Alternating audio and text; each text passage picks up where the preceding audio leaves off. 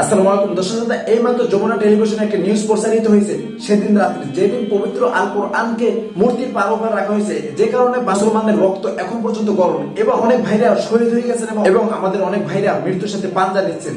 দর্শক, পবিত্র আল কোরআনকে যিনি মূর্তি পার রেখেছেন সেই লোকটা ইতিমধ্যে ধরা পড়েছেন এবং সেদিন রাত্রে যে সিসি ক্যামেরার যে ভিডিও ফুটেজটি, অর্থাৎ সিসি ক্যামেরায় যিনি পবিত্র আল কোরআনকে মূর্তি পার রেখেছেন সেই ভিডিও ফুটেজটি ইতিমধ্যে ভাইরাল হয়ে গেছেন। তো চলুন সেই ভিডিও ফুটেজটি একবার দেখে নিয়ে আসি। একজন ধরা পড়লে কুমিল্লায় সাম্প্রদায়িক উস্কানির ক্লু বেরিয়ে আসতে পারে। গতকাল স্বরাষ্ট্রমন্ত্রী বলেছেন ওই ব্যক্তি দ্রুত সময়ের মধ্যে অবস্থান বদল করছেন।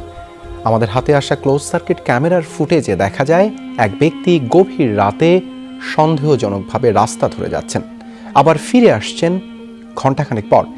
কিছু একটা হাতে নিয়ে ফিরে আসার সময়ও তিনি স্বাভাবিক ছিলেন না। 4 অক্টোবর গভীর রাতের ফুটেজ।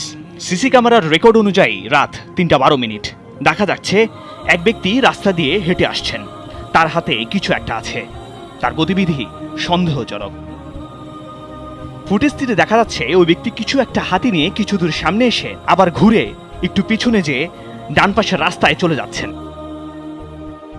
সে রাতের ঘটনা বিশ্লেষণ করলে দেখা যায় ওই ব্যক্তির আসা যাওয়ার কম বেশি 1 ঘন্টা সময়ে বদলেছে মণ্ডপের পরিস্থিতি। আগের অবস্থা এবং পরের অবস্থায় মিল নেই, যদিও মণ্ডপের ভেতরের ফুটেজ না থাকায় বোঝা যায় না কাজটি কিভাবে হয়েছে। এর আগের ফুটেজে দেখা যায় অনেকটা সন্দেহজনকভাবে বের হচ্ছেন ওই ব্যক্তি। রাত 2টার পর তার বেরোনোর ভঙ্গি খুবই সন্দেহজনক বলে ধরা যায়।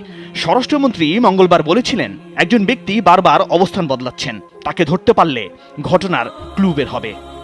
দর্শক, এই লোকটা যখন মন্দিরের দিকে যাচ্ছেন, তাড়াহুড়ো ভাবে তিনি যাচ্ছেন এবং মন্দির থেকে যখন বের হচ্ছেন তখন কিন্তু তাকে দেখে মনে হচ্ছে তিনি একটা আকাম করে আসছেন। সেভাবে কিন্তু তাড়াহুড়ো ভাবে তিনি আসছেন এবং যখন মন্দির ভিতরে যাচ্ছেন তখন কিন্তু তার হাতের ভিতরে কিছু একটা দেখা যাচ্ছে।